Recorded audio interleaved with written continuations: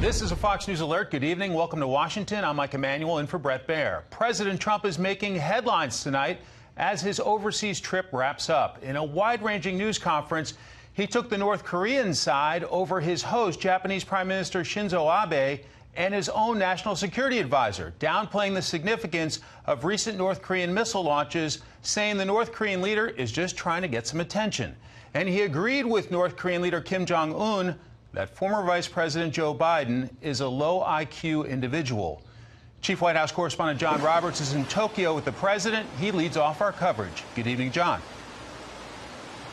Mike, good morning to you from Tokyo. President Trump and the Japanese Prime Minister have a close relationship, a real friendship, but on certain issues, even close friends sometimes disagree.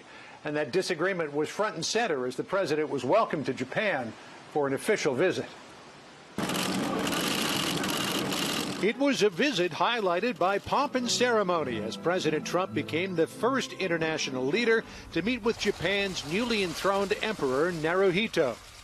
But it was also a visit marked by contrast over North Korea's recent launches of short-range ballistic missiles. You're not bothered at all by the small missiles? No, I'm not. I am personally not. President Trump said he wasn't concerned by North Korea's actions, in a tweet calling them, quote, small weapons. At a news conference with Japan's Prime Minister Shinzo Abe, brushing aside any significance. My people think it could have been a violation, as you know. I view it differently. I view it as a man, perhaps he wants to get attention, and perhaps not. Who knows?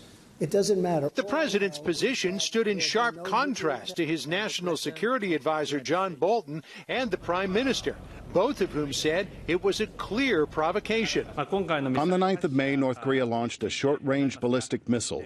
This is violating the Security Council resolution. In the same tweet in which he played down the launches, President Trump also quoted Kim Jong-un's dig at 2020 candidate Joe Biden, in which Kim called Biden a low IQ individual.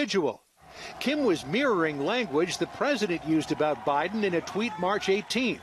The president asked if he was siding with a ruthless dictator over a former U.S. vice president. Kim Jong-un made a statement that Joe Biden is a low IQ individual. He probably is, based on his record.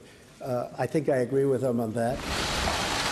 While President Trump and Abe didn't see eye to eye on North Korea's missile launches, the president does support Abe's offer to meet with Kim Jong-un without precondition to discuss the issue of Japanese citizens abducted by North Korea.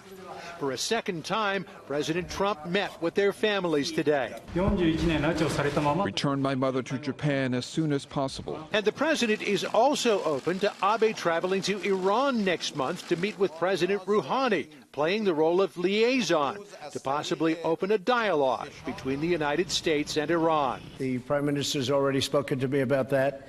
And I do believe that Iran would like to talk, and if they'd like to talk, we'd like to talk also. We'll see what happens. Nobody wants to see terrible things happen, especially me. And President Trump predicted that the United States and Japan will reach a new trade agreement. Certainly, Prime Minister Abe does not want to get involved in any of those tariffs against autos that are looming out there and would like to cut a deal.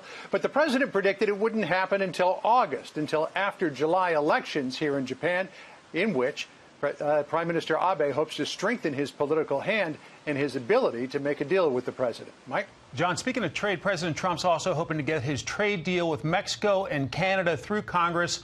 What's the state of play on that front? Well, the state of relations between the president and Nancy Pelosi has a lot of people wondering what the fate of the USMCA will be. Some officials of the White House believe that the speaker will bring it to the House floor with as little fanfare as possible, but the president does believe she will bring it to a vote and it will pass. Listen here. That's a deal that's gotten universal praise. Unions love it. Farmers love it. Manufacturers love it. You won't have companies leaving and going to Mexico and going to Canada and going like they were for many, many years. It's a great deal. I would imagine that Nancy Pelosi will approve that. I would think it would be very hard not to, but we'll see. Democrats still have concerns about the enforcement mechanisms, but Canada is moving this week to ratify it. And if Canada and Mexico were to approve it, Democrats would probably have a very difficult time saying no. Mike? John Roberts leading us off with the president in Tokyo. John, many thanks.